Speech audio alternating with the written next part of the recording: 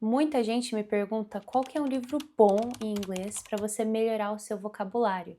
E eu sempre quero fazer uma piada e falar, oh, it's the dictionary.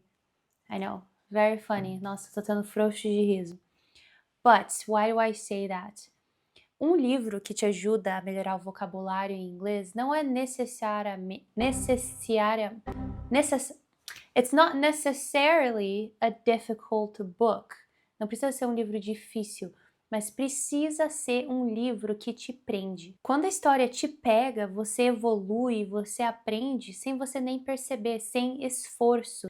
Por exemplo, eu sempre gostei muito de ler, mas quando eu estava na escola, lá pelo 7º ano, a gente tinha que ler na escola The Hobbit. E eu não gostei, eu não consegui me envolver, eu não curti. E foi uma tortura, do começo ao fim, porque eu não conseguia engage with the book. E aí eu cheguei no final frustrada, senti que não aprendi nada, eu nem lembro de nada, porque eu não estava engaged. Tanto que nas minhas aulas de inglês privadas that I teach, toda vez que a gente aprende uma palavra nova, eu sempre faço com que o aluno pegue aquela palavra e coloque num contexto dele, ou numa história. Por exemplo, vamos dizer que a palavra nova é flawless. Algo que é flawless é algo sem defeito. Que flaw é um defeito, flawless é sem defeito. Então a gente aprende a palavra flawless e aí eu falo, ok, coloca num context, em um sentence, que makes sense to you. So for me, my sister is a great cook. Everything that she cooks, everything that she bakes is flawless, é sem defeitos. Porque quando você cria essa conexão, aí a tendência de você lembrar é muito maior. E isso não é só achismo meu. Quando você vê algo que te envolve, o seu cérebro ele ativa 3 partes ao mesmo tempo, 3 áreas, que é a atenção, a emoção e a memória. E isso faz com que você aprenda muito melhor, com que você memorize as coisas. Então, por isso que é a mesma coisa com o livro, porque só aprende vocabulário de verdade quem está envolvido de verdade. Então, por isso que é extremamente importante que você encontre um livro que te move, porque daí sim você vai aprender. Outra coisa, você não precisa entender cada palavrinha que está escrita no livro. Você só precisa entender o contexto. E é a mesma coisa para o português. Se eu estou lendo um livro principalmente sobre algum tópico, alguma área que eu não sou completely familiar, por exemplo, se eu for assistir Grey's Anatomy, eu não sei nothing related to the medical doctor area. Então, claro que eu não vou entender tudo o que eles falam, mas eu estou entendendo o contexto, eu estou entendendo a história. E isso que é importante, é assim que você sabe que o livro está certo para você. Não porque você entende cada palavra, mas porque você entende o contexto, você entende a história. E precisa ser um pouco challenging, não dá para você pegar algo que está super fácil para você ler. Você precisa pegar algo challenging, algo que te desafia, mas algo que não te perde, você não fica perdido na história. And with that in mind, eu vou share com você livros que eu tive que ler na escola no Canadá. Não só porque eles são muito bons e porque eles engaged, eu e a sala toda, todo mundo gostou, mas também porque se você é uma pessoa que você quer se conectar mais com americanos, com canadenses, ler esses livros, esses short stories, esses poems, vão te dar uma referência cultural, sabe? Principalmente se você é mais envolvido ou se você gosta dessa parte de literatura, books, porque se eu cresci vendo, lendo esses clássicos, muitos americanos e canadenses também cresceram lendo esses clássicos. Então te dá um step ahead, assim, para você se conectar com eles. Eu vou começar com 3 novels que foram, assim, o top 3 para mim. Number 3, To Kill a Mockingbird. Esse livro, ele é contado pela Scout, que é uma menininha, e o pai dela é um advogado, o Atticus Finch. E ele decide defender um homem negro que foi acusado injustamente. Só que para a época, agora eu não lembro qual é o ano, mas para a época era meio que um losing case, sabe? Tipo, ele sabia que ele ia perder por estar defendendo um homem negro, mas ele ainda faz a coisa certa. E esse livro é sobre preconceito, racismo, coragem, violência.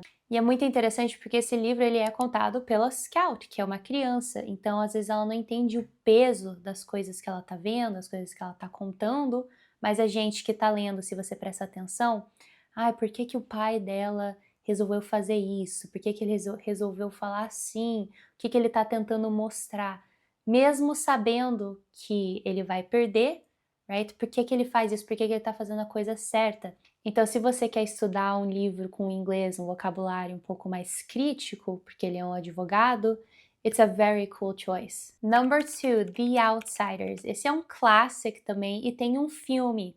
Inclusive o filme, o main character, o segundo main character, ele é feito pelo mesmo menino que faz o Karate Kid, sabe? O Daniel San. So, a famous actor. E se você gosta do filme Grease, sabe o You're the One That I Want?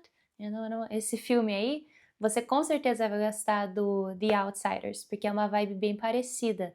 É sobre adolescentes, jovens e essa sociedade ela é separada em two, os mais pobres, que são os greasers, e os mais ricos, que são os socials. Eles têm bastante conflito, eles brigam, tem bastante injustiça. E a história segue esse grupo de meninos mais pobres. O main character é o Pony Boy, e ele tem acho que 2 irmãos mais velhos, e eles têm uns amigos também, mas eles são tudo very close, sabe? Eles tratam o outro como família. Então você fica torcendo muito por eles, e as coisas vão acontecendo e vai ficando pior, e você fica, meu Deus, torcendo muito por eles, para eles ficarem juntos, para eles ficarem bem, sabe? É bem legal, é mais sobre identidade, pertencimento, família. E é um livro rápido também, até onde eu lembro. Não é um livro muito longo. E é um livro simples de ler, muito interessante e simples. Para você ter uma noção, esse livro foi escrito por uma adolescente. Ela tinha 15 anos quando ela começou e terminou o livro quando ela tinha uns 18. Então é um livro simples de ler e muito legal. Até você nem acredita que foi written by a teenager. And number one, my favorite one é The Great Gatsby. It's about the American dream. Então cheio de glamour, tragédia, love. It's a romance and it's about the American dream. A história ela é contada pelo Nick, que é o vizinho do Gatsby. E o Gatsby é um cara super duper rich, like he's a millionaire. E ele tem essas festas super extravagant parties, full of people. Mas ele é misterioso porque um monte de gente vai para as festas dele, mas as pessoas não sabem quem ele é.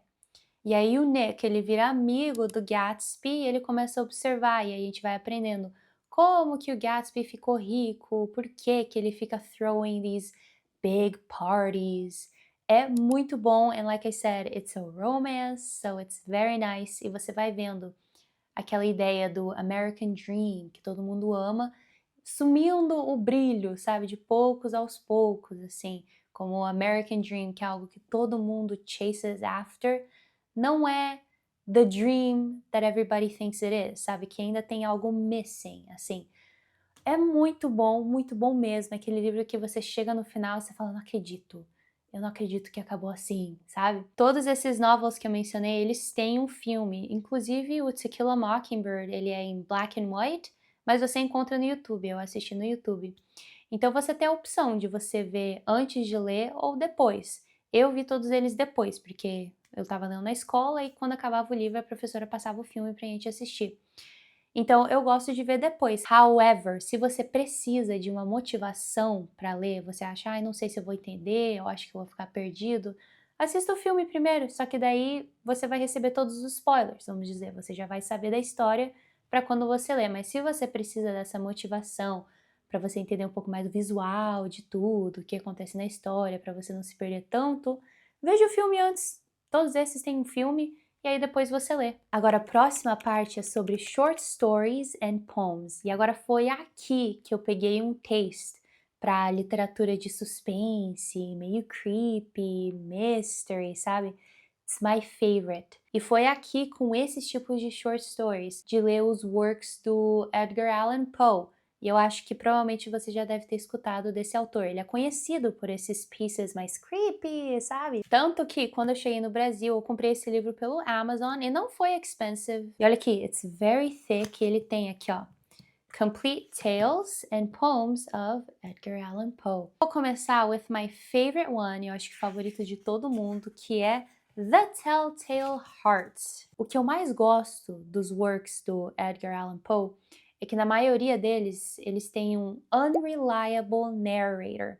Um unreliable narrator é um narrador que você não pode confiar. Porque reliable é quando você pode confiar, quando você pode depender da pessoa. E unreliable é quando você não pode depender ou confiar naquela pessoa. Então, quando você não pode confiar no narrator, é tão thrilling, porque você fica pensando, ele é crazy? O que ele tá vendo realmente é verdade? O que ele tá falando é verdade? É muito mais exciting. E o Telltale Heart é assim, é sobre um moço que ele fica obsessed with the eye of an older man, de tipo um idoso. E aí, eu não posso contar sem dar spoiler, but it's very crazy. Dá pra perceber que ele não bate bem e você fica tentando entender o motivo ou por que que ele tá tão obsessed, com raiva daquele older man. E aí chega no final e é muito legal, você tem que ler. Number 2 is The Cast of Amontillado. Esse é legal também, like I said, é a mesma vibe, meio creepy, é sobre vingança em um túnel subterrâneo. Tem um irony ali também, e não tem como eu falar muito sem dar spoilers. Mas é a mesma vibe. O final, como sempre, é bem, não é shocking, mas é tipo, like crazy, oh my god, intense. Então é legal também a gente lê na escola. Going to the poems, a gente tem Annabel Lee. Esse foi, eu acho que, um all-time favorite de todo mundo.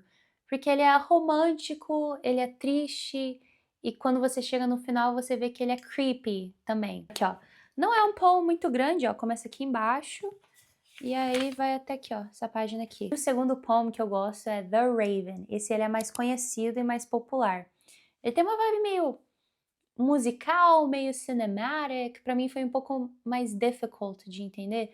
Mas, to be honest, a parte de poems na escola nunca foi o meu strong suit. Eu sempre tive dificuldade para entender poems. So, it's a little more difficult, in my opinion. A parte legal da gente ler esses short stories, esses poems na escola, é que daí a gente tinha que discuss com os nossos amigos, a professora explicava. Então, quando você estiver lendo, se você quiser parar, perguntar para o ChatGPT, me explica essa parte sem spoilers, o que é para entender nessa parte. Tem no YouTube também as pessoas discussing about it. Essa é a parte legal de você estudar depois o poem, do short story. Então não se sinta que, não vou entender nada. Não, vai atrás, vai no ChatGPT, pesquisa no YouTube. Tem como você engage mais. E lembra, quanto mais você se envolve, mais você aprende, sem você nem perceber. E mais 2 short stories que eu li na escola, que foi muito legal também. First one, The Lottery, pela Shirley Jackson. Esse The Lottery é sobre uma pequena cidade que eles têm uma tradição que parece normal até você chegar no final e você ver realmente o que é. É aquele negócio que quando todo mundo terminou, a gente falou, what? That's crazy! E aí você tem vontade de você voltar no começo e ler de volta com esse perspective novo, sabe? Muito legal. E o segundo é The Veldt, que é pelo Ray Bradbury.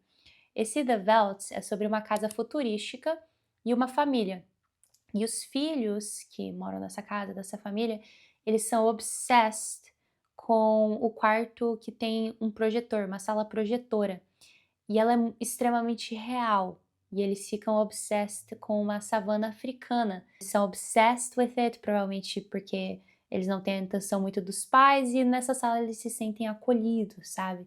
Então vai ficando mais creepy no final as the story develops. Então é um reading muito legal também. Eu sei que eu falei isso provavelmente 500 vezes nesse vídeo. Muito legal, é legal, muito bom, você vai gostar. Mas pensa, these stories, these books, não foi só no high school. Eu graduated 4 years ago. E não foi só no high school, foi até antes, tipo no 8º, 9º ano, que a gente estava lendo essas histórias. E eu lembro até hoje. Então, quer dizer, foi impactante, foi legal o suficiente de eu lembrar. Então, por isso que eu tô sharing with you, porque também eu sei que muitos desses stories, desses livros, são bem relevant na literatura americana and so on. Então lembre, seu vocabulário não vai crescer porque você está se obrigando a ler. Eu posso ler o dicionário, eu posso me obrigar a ler o dicionário inteiro. Eu provavelmente não vou lembrar nem de 15% das coisas. Você precisa se envolver. Encontre histórias que te envolvem, que te movem. Aí você vai sentir que você está aprendendo sem nenhum esforço. And that's it. Thank you for joining me. I hope you enjoyed, and I'll see you next time.